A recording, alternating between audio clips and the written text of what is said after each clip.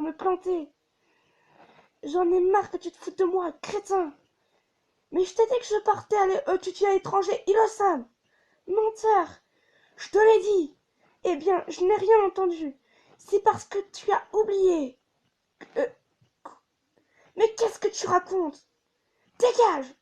Non. Bouge de là. Je ne bougerai pas. Ilo-san.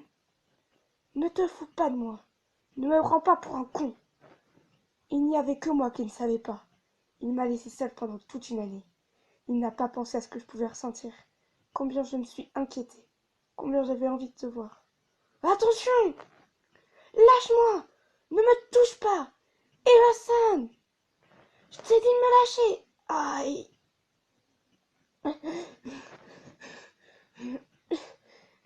Tu as la moindre idée de ce que j'ai pu ressentir au cours de cette année. Je suis désolée, mais je n'en peux plus. Je ne supporte plus. Dès l'instant où je t'ai rencontré il y a 6 ans, je t'ai vu travailler pour atteindre ton but et y arriver. Tu es quelqu'un de formidable. Je te regarde et tout ce que je vois, c'est que moi je ne suis encore qu'un étudiant. Je dis que j'envisage d'être médecin, mais je me demande si je pourrais en fait aller aussi loin. J'ai 4 ans de moins que toi, et bien que je ne puisse rien y faire, je veux juste utiliser ce temps pour devenir quelqu'un digne de toi. Comment ça? Et digne de... Mes études à l'étranger devaient durer 2 ans, mais j'ai travaillé aussi dur que je pouvais pour valider toutes mes matières obligatoires. J'avais tellement envie de te voir. J'étais fière d'avoir fini mon cursus en un an parce que ça voulait dire que je pouvais enfin te revoir. Mais quand je suis rentrée, tu étais déjà devenu maître assistant. Et subitement, la distance s'était de nouveau creusée entre nous. C'est pourquoi je dois travailler encore plus dur. Sinon, je te rattraperai jamais. Je veux te rattraper. Je veux devenir quelqu'un sur qui tu pourras compter, toujours compter. Je veux pouvoir rester à tes côtés d'égal à égal. Je, Je ne vois pas du tout de quoi tu parles. C'est quoi ça? Me rattraper, être digne de moi? Tu n'as jamais parlé de ça avant. Et comment aurais-je pu... J'ai toujours cru que c'était moi qui lui courais après. Qu'est-ce qui te fait dire ça? Mais en réalité, c'était lui qui me courait après. Depuis le jour de notre rencontre, j'ai cru que j'étais celui qui avait été abandonné. Plus que n'importe qui, même encore plus que moi. La vérité, c'est que tu as toujours été le plus important à mes yeux. Hé,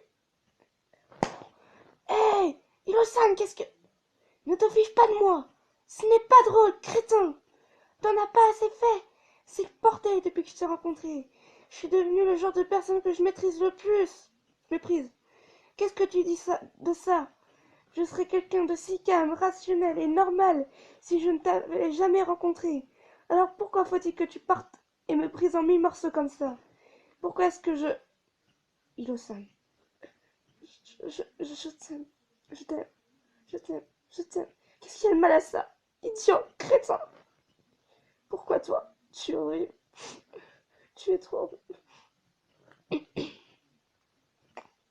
Quelquefois, je me demande si j'étais suffisamment chanceux pour être la chose la plus importante pour cette personne. Ça ne peut sans doute pas être absolu, mais laisse-moi te le dire clairement.